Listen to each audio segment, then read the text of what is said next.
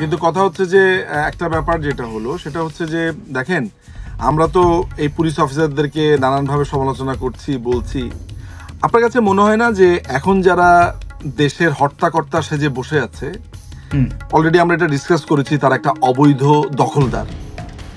এদেরকে নিয়ে যখন বাংলাদেশের মানুষ আধিক্যতা দেখায়, তারা মনে করছে যে এটা একটা বিপ্লব, এটা একটা দ্বিতীয় স্বাধীনতা। আপনি এমন একটা জায়গাতে চলে গেছেন, আপনি হারুনের কথা বলছেন, কিন্তু আমি তো যেই জায়গাটাতে বিগার জায়গাটাতে দেখি যে বাংলাদেশের মানুষের সেন্স, কনসেপ্ট অফ পলিটিক্স, তারা মনে করে যে একটা সরকারকে সরিয়ে দেওয়াটাই হচ্ছে সবচেয়ে বড় অর্জন। এই যে রেশনাল চিন্তা করতে না পারা, এই যে অদ্ভুত রকমের চিন্তা করা বা এক ধরনের পারসেপশন তৈরি করে সেটাকে আবার বিশ্বাস করা, ওইটার মধ্যে লজিক আছে কিনা, ওইটাই আসলে তার জন্য পাথেয় কিনা, সেইটাকে বিবেচনা করতে না পারা, এইটা বাঙালির রাজনৈতিক চিন্তার ব্যর্থতা। বাংলাদেশের মানুষ মনে করে যে তুমি 5 বছর সরকারে ছিলা, তাহলে মনে হয় পরের বছর ওই 5 বছর অন্য এক দলে থাকতে হবে। এটা মানুষ মনে করে।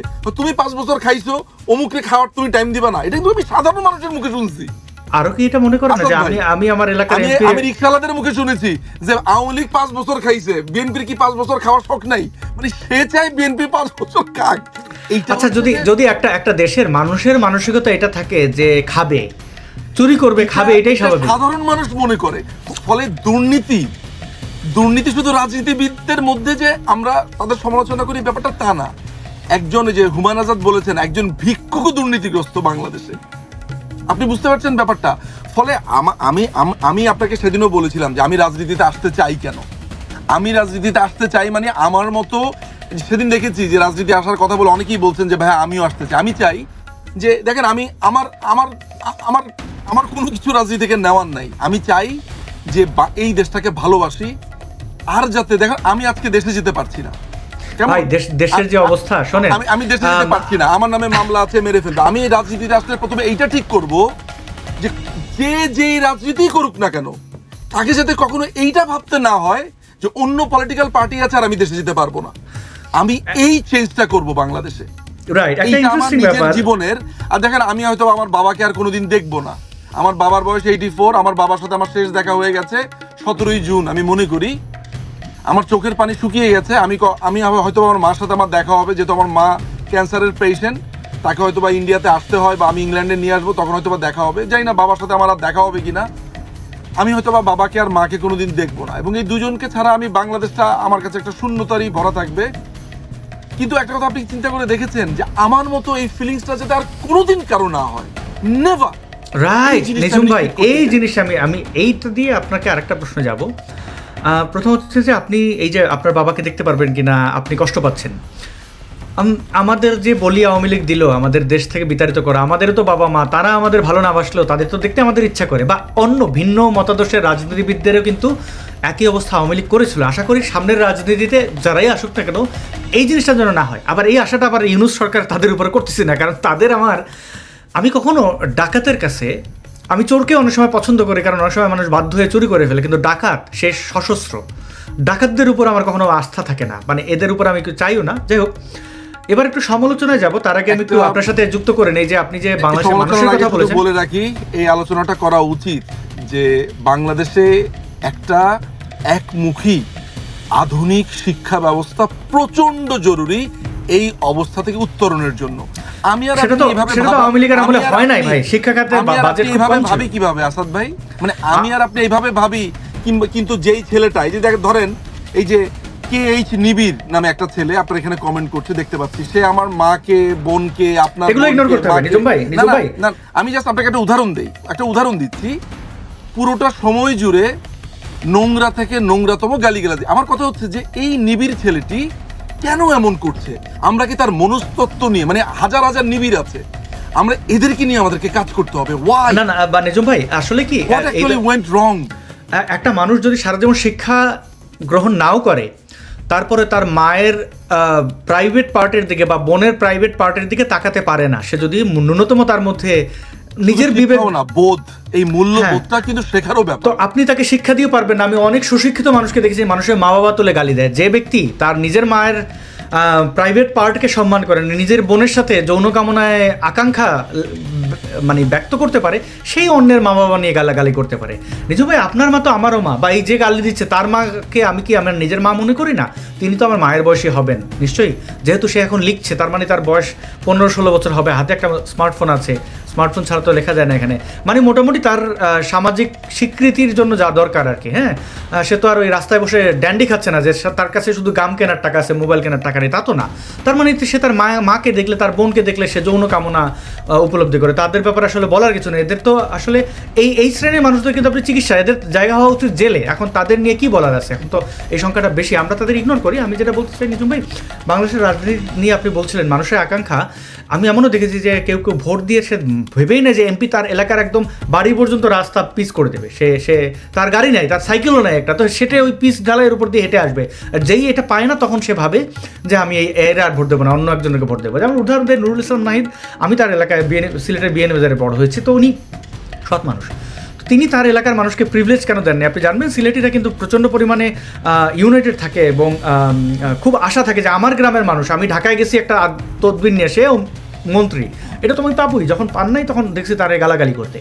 তো এই জিনিসটা আসলে মানুষের সৎ হইলে বাংলাদেশের সমস্যা হয়, অনেক ক্ষেত্রে খুবই সমস্যা হয়। আর একটা ইন্টারেস্টিং ব্যাপার আমি এমন হয়েছে যে আপনি খেয়াল করছেন ধর্মীয় সংখ্যালঘুদের ব্যাপারে আমি আমার যতটুকু সময় শ্রম থাকে সবটুকু দিয়ে আমি চেষ্টা করি যে আমি তাদের পাশে দাঁড়ানো। যেমন আওয়ামী লীগকে আমি মনে করি তারা এখন দুর্বল, তাদেরকে তাদের অধিকারের জন্য কথা বলাটা, কারণ দুর্বলের অধিকার নিয়ে কথা বলার জন্য আসলে অনেক শ্রম দিতে হয়, আর যে সবল তার ব্যাপারে বলতে গেলে কিছু লাগে না, শুধু হাতে হা মিলাইলে হয়ে যায় আর কি।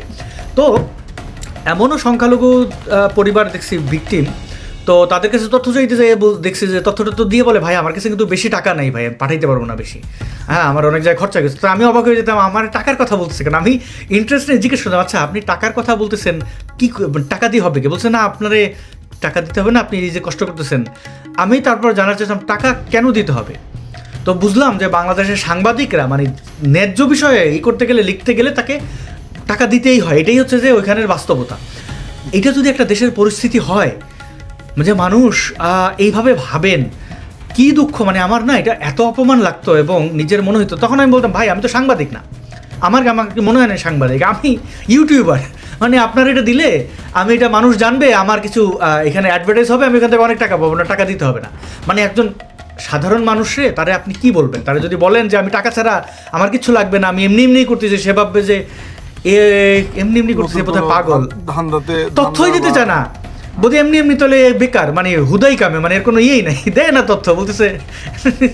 তো এগুলো আসলে আমাদের সামাজিক অবক্ষয়। নিজম ভাই আপনাদের কাছ থেকে আশা করি যদি আপনারা রাজনীতিতে আসেন, বা আমাদের অনেকেই দেখছেন এখন, আমি এটাও দেখছি যে আওয়ামী লীগের অনেক সৎ মানুষ যারা এইবার চরমভাবে ভিকটিম হয়েছে, কারণ তার কাছে টাকা নাই পালাইয়া যাওয়ার অন্য কোনো জায়গায়, কাছে চুরি করে নাই, চাঁদাবাজি করে নাই, আওয়ামী লীগ করার কারণে বিপদে পড়ছে, অন্য এলাকায় যায় যে পালাইয়া থাকবে, লুকিয়ে থাকবে, সেই টাকাও নয়। আমি এমনও ছেলে দেখছি, আমি একজনের চিনি, সে আমার বয়সে সমান হবেন, আওয়ামী লীগের জন্য, বঙ্গবন্ধুর জন্য এমন পাগল, সে কিন্তু এই আওয়ামী লীগের আমলে কোনো চাকরি পায় নাই, আওয়ামী লীগ করার কারণে সে জেলেও গেছে। মানে জামাত শিবিরের সমালোচনা একটু বেশি করে ফেলছিল, আমি নাম নিচ্ছি না, ব্যক্তিগতভাবে আপনাকে বলবো। সেই মানুষটা এইবারের সময় এই ইয়েতে আমি চিন্তা করলাম কার খোঁজ নেওয়া যায়, আওয়ামী লীগের খোঁজ নেওয়ার মতো। যেমন আপনি বাংলাদেশে থাকলে আমি আপনার খোঁজ নিতাম, তার খোঁজ নিতে যেয়ে শুনছি যে সে অন্য কোনো এলাকায় যাইতেও পারে না, কারণ তার কাছে টাকা নেই, নিজের এলাকা। মানে এইটা না আমাকে খুব অবাক করছে যে সেই মানুষগুলোকে আমরা দেখতে চাই রাজনীতিতে।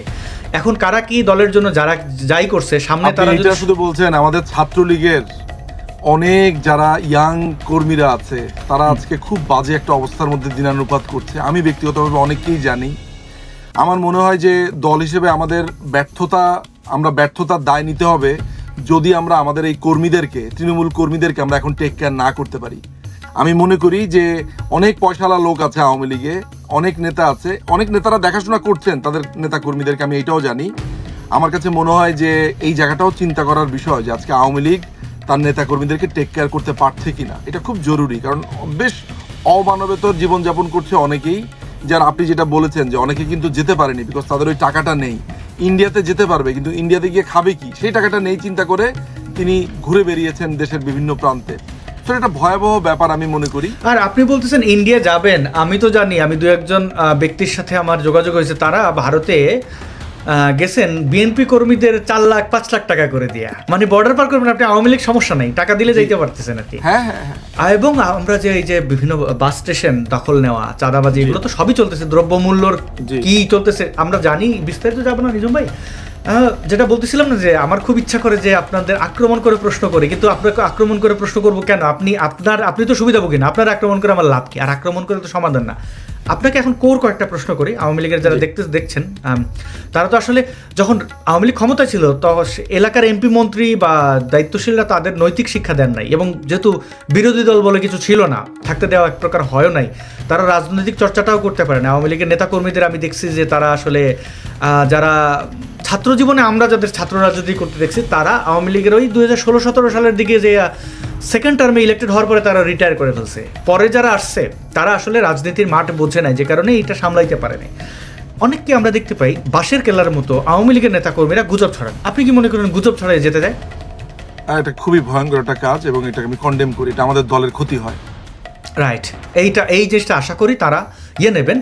এবং আরও কিছু বিষয় দেখেছি, যেমন আচ্ছা আপনাকে এই প্রশ্ন, আপনি ধাপধুপ একটা স্ট্যাটাস দিয়েছিলেন আন্দোলন চলাকালীন অবস্থা, এটা আপনি কি বুঝে দিয়েছিলেন, মানে কি বুঝিয়েছেন এটার মাধ্যমে? অনেকে এটাকে বলেছেন আপনি ছাত্রদের মারার পক্ষে বলেছেন। আমি আসলে সত্যি কথা বলতে যে সেই সময়ে আমি এটার ব্যাখ্যা করেছি। ব্যাখ্যাটা হচ্ছে, আমি ছিলাম চেন্নাইতে। হ্যাঁ, আমি চেন্নাইতে মানে জিনিসটা বেশ একটা ফানি ব্যাপার। আমি চেন্নাইতে মাদ্রাজ ইউনিভার্সিটিতে গেছি, ঠিক আছে? তো আপনি জানেন যে চেন্নাইতে কিন্তু প্রচুর আপনার নারিকেল গাছ হয়, কেমন? তো আমরা মার তো চিকিৎসা চলছিল সেখানে, আমি অনেকদিন এই একটু রিক্রিয়েশনের জন্য এখানে গেছি।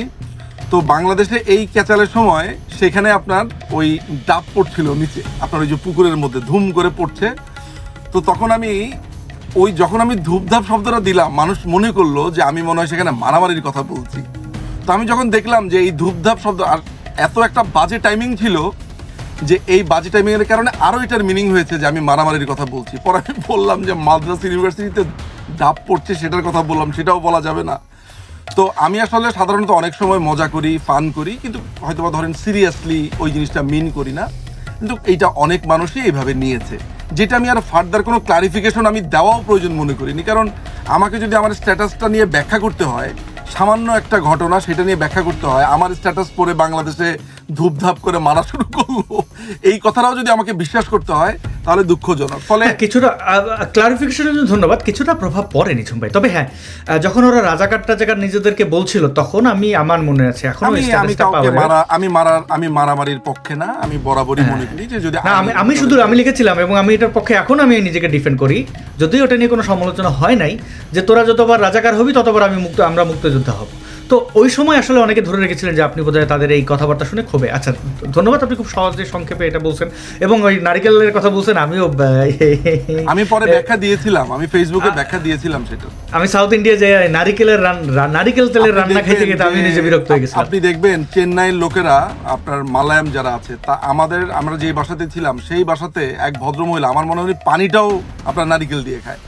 মানে এমন একটা অবস্থা, যারা আর কি এটা খুবই, সেখানে প্রচুর নারিকেল হয়, নারিকেল এভরিওয়্যার, নারিকেল গাছও সব জায়গাতে, যেহেতু সি বিচ প্রবণ বা ওই এলাকা, সেসব জায়গাতে আপনি মাদ্রাজ ইউনিভার্সিটিতে গেলে দেখবেন। সো ওই জায়গাটা, ওই টাইমিংটা মানুষজন আমাকে এটা সমালোচনা করেছে, যেটা আমি আসলে মিন করিনি। ওকে, অনেক ধন্যবাদ রেজম ভাই। আসলে সম্প্রীতি বা একাডেমিক জায়গা থেকে আঘাত না করে এই ধরনের শব্দে, বা আমি কেন ওই যে গুজবের কথাটা বললাম, কারণ এটা ব্যাকফায়ার করে, ক্ষতি করে যে কোনো ব্যক্তির ক্ষেত্রে, যে কোনো আমি যদি কখনো কোনো কোথাও গুজব ছড়াই, বোধহয় আমি এই আন্দোলনে খুব লাকি বলতে ওই কথার কথা লাগ, যে আমার কোনো পোস্ট এই কোনো যারা স্ক্যান করে না, ওই যে ফ্যাক্ট চেকিং, কোথাও ফ্ল্যাগ খাই নাই। মানে আমি চেষ্টাই করছি যে প্রয়োজনে ছড়াবো না, কিন্তু কথা বলি। একটা কথা আমি আপনাকে বলি, সিম্পল, সেটা হচ্ছে, ধরা যাক আমি আওয়ামী লীগের একজন কট্টর সাপোর্টার, ঠিক আছে? আজকে যদি আমার সামনে হিজবুত তাহরির একটা ছেলেকে কেউ খুন করতে আসে, আপনার কি ধারণা আমি তাকে বলবো যে হিজবুত তাহরির, তাকে খুন করে ফেলো, তাকে কোপাও? একটা শিবিরের ছেলে যদি আমার সামনে পড়ে, তাকে আরেকজন খুন করতে আসলো, ধরা যাক যে আমার দলের কেউ একজন তাকে মারতে আসলো, আপনার কি ধারণা আমি তাকে এটা অ্যালাউ করবো? না। আমার চোখের সামনে একজনকে, আমার জীবন থাকতে কোনো মানুষের প্রাণ যাবে, এটা আমি হতে দেব না আমার সামনে, যদি আমার সে ক্ষমতা থাকে। না, আমি আপনাকে এইটা আমি কোনোভাবে, সে যে পার্টি করুক, সে পৃথিবীর সবচাইতে জঘন্যতম পার্টি করুক, তার প্রাণ চলে যাবে, এইটা আমি মানবো না।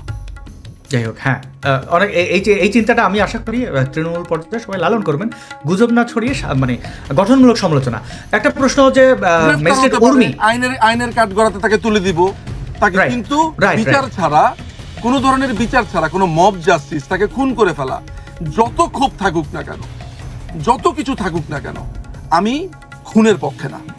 আচ্ছা, এই যে সবার ঐক্যবদ্ধ হয়ে আসলে অন্যায়ের প্রতিবাদ করা নাগরিক দায়িত্ব, একজন সম্মানিত নারী ম্যাজিস্ট্রেট উর্মি, তার ব্যাপারে জানতে চাই, তিনি কেমন আছেন? তিনি তো ভালো প্রতিবাদ, তিনি খুব ভালো আছেন। স্বাভাবিকভাবে বুঝতেই পারছেন যে একটা প্রেশারের ভিতরে আছে ওনার সাথে আমার যোগাযোগটা, এবং ওনার দেশ থেকে নিষেধাজ্ঞা হয়েছে। তিনি আমাকে পরিষ্কার বলেছে যে এই লোকগুলো কি বোকা, তারা মনে করে যে আমি দেশ থেকে পালাবো। আমি তো এই দেশ ছেড়ে উর্মি পালাবে না, উর্মি বাংলাদেশ ছেড়ে কোথাও পালাবে না, সে এই দেশে থাকবে, এই দেশে তার বিরুদ্ধে যে মামলা এসছে সে সেটা ফেস করবে, তার যা হবার সেটা সে হবে। এবং সে বলেছে যে কোর্টে গিয়ে সে খুব মাথা উঁচু করে তিনি ব্যাখ্যা দিবেন, যে তিনি তার অবস্থানকে ব্যাখ্যা দিবেন। তিনি মনে করেন যে বাংলাদেশের নাগরিক হিসেবে, একজন সরকারি চাকরিজীবী হিসেবে সংবিধানকে রক্ষা করা তার দায়িত্ব, প্রথম দায়িত্ব। এই সংবিধানের বিপক্ষে যেই বলুক না কেন, সে হেড অফ দ্য স্টেট হতে পারে, সে তার বাবা হতে পারে, মা হতে পারে, এই সংবিধানের বিপক্ষে সে কেউ বললে তিনি কোনো কিছুই মানবেন না। এবং তিনি মনে করেন তিনি যা বলেছেন তিনি সঠিক বলেছেন, যদিও তাকে নানান ধরনের হুমকি ধামকি দেওয়া হয়েছে, অনলাইনে আপনারা দেখেছেন, এই করবে সেই করবে, তাকে নানান ট্যাগ দেওয়া হয়েছে, কিন্তু তিনি কোনো কিছুতেই ভেঙে পড়েনি। খুবই ব্রেভ একজন মেয়ে এবং খুবই চমৎকার একজন মেয়ে। আমি তার জন্য আমার খুব দোয়া থাকলো, আশীর্বাদ থাকলো, এবং আমি বলিও যে এই ব্রেভ মেয়েটা বহুদূর পর্যন্ত যাবে ভবিষ্যতে। অনেক ধন্যবাদ নিজুম ভাই। শেষ প্রশ্ন, এই প্রশ্নটা দিয়ে শেষ করব, এবং দর্শক বন্ধুদের বলে রাখি যে আমরা নিজুম ভাইকে পেয়েছি, এবং নিজুম ভাই তার ছুপা কিছু না, উনি অনেক বছর ধরে আওয়ামী লীগকে ডিফেন্ড করেন, তিনি আওয়ামী লীগের রাজনীতি পছন্দ করেন। তো আমরা ধরে নিচ্ছি নিজুম মজুমদার আওয়ামী লীগের একজন অ্যাক্টিভিস্ট হিসেবে আমাদের অনেকগুলো প্রশ্নের উত্তর দিয়েছেন। একই নমনীয়ভাবে আমি চাইবো যে এখন সরকারকে সমর্থন করছেন এমন কয়েকজন আছেন, আমরা যাদের মুখ চিনি, তাদের মধ্য থেকে কাউকে আপনাদের সামনে মুখোমুখি করব। আপনাদের প্রশ্ন, আমার প্রশ্ন, সেগুলো থাকবে। এই আলোচনা হোক, টেবিলে হোক, কোনো অস্ত্র ধরা না। নিজুম ভাই, শেষ প্রশ্ন, এটা বোধহয় বাংলাদেশে বেশিরভাগ মানুষের প্রশ্ন, শেখ হাসিনা কি ইগো একটা পর্যায়ে গিয়ে তিনি ইগো দেখিয়েছেন কিনা, তিনি প্রচণ্ড পরিমাণে একরোখা আচরণ করেছে কিনা? আমি এটাও স্বীকার করি শেখ হাসিনার এই একরোখা সিদ্ধান্তের কারণে বাংলাদেশের অনেক সিদ্ধান্তে আমাদের উপকার হয়েছে, এবং তার এটা রাজনীতিবিদ হিসেবে তার এটা একটা যোগ্যতাও ছিল। এমনকি তার বিরোধীরা অনেক সময় স্বীকার করেছেন যে না, শেখ হাসিনার কাছে গেলে তিনি সিদ্ধান্ত নেওয়ার ক্ষেত্রে খুব বলিষ্ঠ ভূমিকা রাখেন, সিদ্ধান্ত নেন, ওরে জিজ্ঞেস করে 10 মাথা নিয়ে তেলে বেগুনে পেঁচে কোনো সিদ্ধান্ত দিতে দেরি করে ফেলেন না, এটা ওনার বলিষ্ঠতা, এটা ভালো। কিন্তু তেমনিভাবে তিনি ছাত্রদেরকে আন্ডার এস্টিমেট করা, এবং সর্বদিক বিবেচনা করলে এই আন্দোলনের এই কটা দিন, অর্থাৎ যদি আমরা একদম জুলাইয়ের 15 তারিখ থেকে শুরু করে আগস্টের 5 তারিখ পর্যন্ত এই দিনগুলোতে তার যে অবস্থান ছিল, সেটা কি দাম্ভিকতা, অহংকার ছিল কিনা, আপনি কি মনে করেন? আমি আপনাকে এই উত্তরটা দুইভাবে দেই। ব্যক্তি প্রধানমন্ত্রী, তার সাথে যদি আপনি কোনোদিন কথা বলার সুযোগ হয়, আপনি দেখবেন তিনি যখন একটা কিছু বলেন তিনি সেটা বুঝে বলেন। আপনি যদি তাকে এটা বোঝাতে পারেন যে ওনার ভাবনাটা রিথিঙ্ক করা যায় বা এইটা আরেকটা হতে পারে, তিনি সাথে সাথে সেটা গ্রহণ করেন। অসম্ভব রকমের মাদারলি একজন ফিগার, খুবই মাদারলি ফিগার। এটা হচ্ছে ব্যক্তি শেখ হাসিনা, ব্যক্তি মাননীয় প্রধানমন্ত্রী। একজন প্রধানমন্ত্রী হিসেবে কিন্তু তিনি শুধুমাত্র তার ফ্যামিলির জন্য না, পুরো দেশের জন্য, এই দেশটা তার আন্ডারে তিনি দেখাশোনা করছেন এই দেশটাকে, তাই তো? এই ঘটনার সময় তিনি জানতেন, আমরা জানতাম যে এই আন্দোলনটা কোটার জন্য না, তাকে টপল করার জন্য, তাকে এবং কেন? সেটা হচ্ছে পশ্চিমারা একটা জোট বেঁধেছে, তাদের চাই আপনার চিটাগং বেল্টটা, তাদের চাই রাখাইনের ওই অঞ্চলটা, তাদের চাই, তাদের ইন্ডিয়ার দিকে একটা বন্দুক তাক করে রাখতে হবে, চায়নার দিকে একটা বন্দুক তাক করে রাখতে হবে, আর আপনার ইন্দো প্যাসিফিকে তারা চায়নাকে ব্যবসা করতে দিবে না। এখন একটা মানুষ যখন বুঝতে পারে যে তাকে সরানোই হচ্ছে এই পুরো ধান্দার জন্য, সেই মানুষটা কঠিন সিদ্ধান্ত যদি নেয়, সেটাকে আপনি ইগো বলবেন? আপনি জানেন আসাদ ভাই যে আপনি খুনটা করেন নাই, কিন্তু আপনাকে দোষী সাব্যস্ত করা হচ্ছে, আপনি মেনে নেবেন আপনি খুন করছেন। সুতরাং আমি দূর থেকে প্রধানমন্ত্রীকে যেভাবে দেখি বা আপনি দেখেন, সেইটা ঘটনাটা না। আমরা তো আসলে দেখি সারফেস থেকে, এটাই স্বাভাবিক, দেশের এত মানুষ তারা আসলে এত ডিপলি কিভাবে দেখবেও। আমি যেহেতু ব্যাপারগুলো সম্পর্কে সামান্যতম হলেও জানি, আমার একটা সামান্যতম হলেও আমার ধারণা আছে, ফলে আমি বলতে পারবো তিনি কিছু বোল্ড সিদ্ধান্ত নিয়েছেন, কিন্তু তিনি কিন্তু মানুষকে খুন করা, হত্যা করা, এটার ধারে কাছেও তিনি ছিলেন না। কিন্তু এটা কি মনে করেন না যে সাংবাদিকদের যেই প্রশ্ন চীন সফরে যাওয়ার আগে বা পরে, এবং সেই প্রশ্নের উত্তরে আমি তো এখানে সাংবাদিকদের ওই দুইজন সাংবাদিকদেরকে আমি দায়ী করি, কারণ তারা ধরে নিয়েছে ওনারা এমপি মন্ত্রী অন্যান্যরা যেভাবে চাটুকারিতাকে মনে করে, তাদের স্বার্থ উদ্ধারের হাতিয়ার মনে করে, তারা ওটা করেছে। আমি এটা একটা স্ট্রংলি বিলিভ করি, এটা আমি বারবার এটা বলতে রাজি। কিন্তু শেখ হাসিনা কি তাদের ফাঁদে পা দিয়েছেন না? মানে কেন এই কথাগুলো এন্টারটেইন করতে হবে, কেন ইন জেনারেল করতে হবে? শেখ হাসিনা যে এই কথাটা বলেছেন সেটা কি আজকে সত্য প্রমাণিত হয়নি আসাদ ভাই? সেটা সত্য প্রমাণ হলে শেখ হাসিনা এই কথাগুলো না বললে কি এই আগুন জ্বলতো? সেটা ব্যাপার, উনি আগে বলেন যে উনি যা বলেছেন সেটা সত্য প্রমাণিত হয়েছে কিনা। পলিটিশিয়ানদের অনেক ক্ষেত্রে না, দেখেন আপনি আমাকে বলেন তিনি যেটা বলেছেন, তিনি যেটা অনেকাংশে সত্য হয়েছে, অনেকাংশে সত্য হয়েছে আমার কাছে মনে হয় পুরো অংশে। আচ্ছা, এটা গেল একটা, যে উনি তার মানে উনি সবচেয়ে বড় ব্যাপার হচ্ছে উনি কিন্তু ওটার ব্যাখ্যা নিজেই দিয়েছেন। তিনি একটা পার্টিকুলার প্রশ্ন করেছে যে যখন আপনার ভাইভা শেষ করার পরে একটা চাকরির প্রশ্ন আসবে একেবারে লাস্ট মুহূর্তে, যে একজন হচ্ছে রাজাকারের সন্তান, একজন হচ্ছে মুক্তিযোদ্ধার সন্তান, উনি কাকে প্রায়োরিটি দিবেন? দুজনে কিন্তু সেম ক্যাটাগরি এসেছে, স্বাভাবিকভাবেই প্রায়োরিটি পাবে হচ্ছে মুক্তিযোদ্ধার সন্তান। এটা শুধু প্রধানমন্ত্রীকে কেন বলতে হবে আসাদ ভাই? এটা যে কোনো সুস্থ বাংলাদেশের সুস্থ প্রধানমন্ত্রী মুক্তিযোদ্ধার সন্তানকে। নিঝুম ভাই, একজন প্রধানমন্ত্রী অভিভাবকের মতো একটা দেশের, যেহেতু আমাদের এক প্রকার সবাইকে বলেনি না, এখানে বুঝতে হবে। তিনি যদি সবাইকে বলতেন তাহলে আমি আপনার সাথে একমত হতাম। বলেছেন আমি শেখ হাসিনার কথা বলছি না, যদি ধরেন সামনে যারা পলিটিক্স করবেন, যারা এখন আন্দোলন সংগ্রাম, আমরা তো স্ট্রং বিরোধী দল চাই। আওয়ামী লীগ ক্ষমতায় আসবে কিনা আমি জানি না, কিন্তু শক্তিশালী বিরোধী দল তো চাই অবশ্যই। তো ধরেন অভিভাবক হিসাবে ধরেন একজন মা, তার একজন পঙ্গু সন্তান যদি কেউ থাকেন, আমরা তাদের বিশেষ চাহিদা সম্পন্ন বলি, অবশ্যই তার একজন স্বাবলম্বী এবং যিনি স্বাবলম্বী না, দুই সন্তানই তার কাছে এক দৃশ্যে থাকে। তো তিনি সরকার প্রধান হয়ে তিনি রাজাকারের বাচ্চাদেরকে এইভাবে বলতে পারতেন না যে ঠিক আছে মুক্তিযোদ্ধারা এরাও পাবে, আবার রাজাকারের সন্তান যদি তারা নিরপরাধ হয়, তারা যদি ওই আদর্শ লালন না করে, তাদেরও অগ্রাধিকার দেওয়া হবে। মানে আমি বলতেছি কি, দায়িত্বশীলতার জায়গাতে উনি কি এটা করে ফেললেন না, ভাগ করে ফেললেন না? তা এখানে কি আগুন জ্বালায় দিলেন না? আমি এমনও ছেলেদের দেখছি যারা আসলে এই মুক্তিযুদ্ধের সপক্ষে, কিন্তু তারাও বিরুদ্ধে যাইতে হয়েছে। কেন যেতে হয়েছে? যে আপনি যাই বলছেন প্রধানমন্ত্রী হিসেবে কথাটা, আপনি যেটা মিন করেন নাই, তারপরও এই মিনিংটা তৈরি হয়ে গেছে কারণ আপনি এটাকে ক্লিয়ার করেন নাই। তখনও যদি তিনি ক্লিয়ার করতেন, অনেক পরে করছেন। তো এই সিদ্ধান্তগুলো কি পরবর্তীতে নেওয়া উচিত? অর্থাৎ দায়িত্বশীলতার জায়গা থেকে, মানে আমাদের যদি রাষ্ট্রপতি আর ক্ষমতা কি প্রধানমন্ত্রীর ক্ষমতাকে আমরা জানি, মানে আমরা এক প্রকার বলতেও পারি প্রধানমন্ত্রী শাসিতই বলা যায় বাংলাদেশকে, কোট অ্যান্ড কোট। এইভাবে মানে এইবার না করলে এত সংবিধানের প্যাচে না গেলে, ক্যাবিনেট গভর্নমেন্ট তো না, বাংলাদেশের প্রধানমন্ত্রী শাসিতই সবাই, রাইট। রাষ্ট্রপতি শাসিত সরকার তো আমাদের না, কিন্তু সকল ক্ষমতার মূল রাষ্ট্রপতি, কিন্তু কাগজে কলমে যাই হোক না কেন, বাংলাদেশের সকল ক্ষমতার উৎস হচ্ছে জনতা, আর রাষ্ট্রপতির যে দায়িত্বটা, রাষ্ট্রপতি হচ্ছে হেড অফ দ্য স্টেট, কেমন? রাইট। কিন্তু নির্বাহী বিভাগের প্রধান হচ্ছে মাননীয় প্রধানমন্ত্রী। আমি ওই পার্সপেক্টিভে বলতেছি বাংলাদেশের, আমি ওইটাতে বলতেছি যে বাংলাদেশের সাধারণ মানুষের রাজা মনে করে শেখ হাসিনাকে, মানে ওই যে রাজা প্রজার যে একটা ভাব, মানুষের সেন্টিমেন্ট। আমি আপনার প্রশ্নটা বুঝতে পারছি। এখন ব্যাপারটা যেটা হলো যে ধরেন আমি আর আপনি আজকে যে আলাপটা করেছি, হ্যাঁ, কোনো একটা মানুষ যদি নিজের গায়ে টেনে নিয়ে মনে করে যে ধূপধাপটা তাকে একটা ঘুষি দেওয়ার জন্য বলা হয়েছে, আমরা কি করতে পারি? আমার মনে হয় যে আমরা যেটা করতে পারি, আপনি যেহেতু দুষ্কৃতিকারী নন, আপনার উচিত যে না আমি এটা এইভাবে বলে নেই, আমি তাৎক্ষণিক আমার এই বক্তব্য। কিন্তু আপনি আমাকে বলেন যে আমি যখন লিখবো ধূপধাপ, হ্যাঁ, আপনি কেন ধরে নেবেন যে এটা মারামারির শব্দ?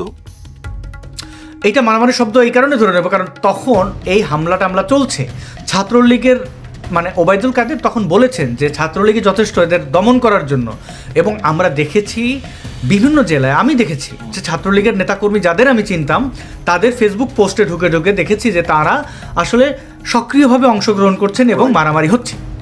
ফেয়ার এনাফ, আপনার কথা ঠিক আছে, আমি আপনার কথাটা একদম মেনে নিলাম। আচ্ছা, এরপরে তার আধা ঘন্টা পরে আমি ক্লারিফিকেশন দিয়েছি যে এই মাদ্রাস ইউনিভার্সিটিতে এই হচ্ছে ঘটনা, এরপর এটা মানবে না, সেটাকে কি বলবেন? এটা না মানলে এটা অন্য বিষয়, কিন্তু শেখ হাসিনার ব্যাপারে কি এইটাই আমি আপনাকে বলার চেষ্টা করছি যে যারা বোঝার আমি আপনি বোঝেন নাই, আমি আর আপনি কি বুঝতে? নিজুম ভাই আপনি পোস্ট হোল্ড করেন না। নিজুম ভাই আপনি নির্বাচিত প্রতিনিধি নন, আমি নির্বাচিত প্রতিনিধি নই, কিন্তু আমি যদি নির্বাচিত প্রতিনিধি হই আমার তাৎক্ষণিক কি এটা বলা উচিত কিনা? মানে আপনি তারপরেও না, আমরা ধরেন আমরা দুজনই, ধরা যাক আমি একজন লেখক, আপনি এমপি হলেন, আপনার সাথে আপনার আরো 10টা এমপি আছে, আপনি নিজে আজকে আমি যেভাবে কথা বলেছি বা আপনি যেভাবে কথা বলবেন বাকি 9 জনে কি একইভাবে বলবে? প্রত্যেকেরই তো একটা বলার বা চিন্তার একটা জায়গা আছে। হ্যাঁ, আপনি যে আজকে সমালোচনা করছেন, আপনি যেটা বলছেন আমি সেটাকে অ্যাপ্রিসিয়েট করি, এইভাবে হলে হতে পারতো, ওইভাবে হলে হতে পারতো, আমারও হয়তো বা ভিন্ন ভাবনা আছে। আমি যদি ওই জায়গাতে থাকতাম আমি কিভাবে বলতাম, আমার কিন্তু একটা আলাদা ছক আছে, আমি আমার মতো করে একভাবে বলতাম। আমি যেটা বলতাম, কি বলতাম জানেন? আমি এই প্রশ্নটা হওয়ার পরে যেটা বলতাম যে দেখেন, যে যদি দুজন ভাইবা দেওয়ার পরে ওনারা চাকরির জায়গাটাতে আসেন, আমি দেখব যে টার্মস অফ বিজনেস বা বাংলাদেশের এই প্রশাসনিক ক্ষেত্রে কোন জায়গাটাতে প্রায়োরিটি দেওয়া যায়, আমার আইন কি বলে, আমি আইনটাকে মেনটেন করব। কিন্তু ব্যক্তি বা তার ব্যক্তির পেছনের ইতিহাসকে আমি ওই জায়গাটাতে আনবো না। আমি হইলে হয়তো বা এইভাবে বলতাম। নেত্রী যেটা বলেছেন সেটা হচ্ছে যে তাকে একটা পার্টিকুলারলি একটা ঘটনার কথা বলা হয়েছে, সেটার উত্তর দিয়েছেন। হ্যাঁ, এই উত্তরটা আমি একভাবে দিতাম, আবার আপনি আরেকভাবে দিতেন। এখন কোনটা ঠিক কোনটা ভুল সেটাও বোঝাটা টাফ। সুতরাং সমালোচনা থাকবে। আমি মনে করি যে আমার দেখার ইচ্ছা হচ্ছে যে মাননীয় প্রধানমন্ত্রী কোন ইন্টেনশন নিয়ে বলেছেন। সেই ইন্টেনশনকে আমার কাছে কোনোভাবে মনে হয় নেই বাংলাদেশের সবাইকে রাজাকার বলেছে বা ছাত্রদেরকে রাজাকার বলেছে, এটা আমি একবারেই মনে করি না। এইটা যদি হতো তাহলে আমি বলতাম। আমি